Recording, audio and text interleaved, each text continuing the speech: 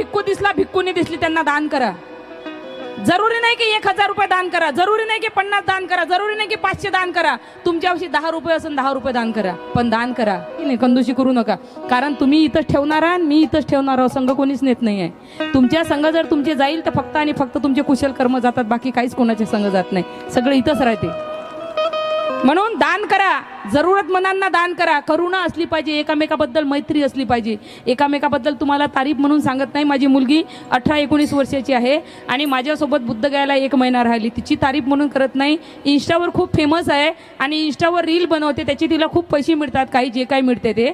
आता मी तर तिला कधी विचारले नाही किती पैसे मिळते, पण तिच्या परीनं जेवढे पैसे कमावले 1 रुपया खर्च न करता 1 महिना तिने पूर्ण बुद्धगयाला तिथे दान केले.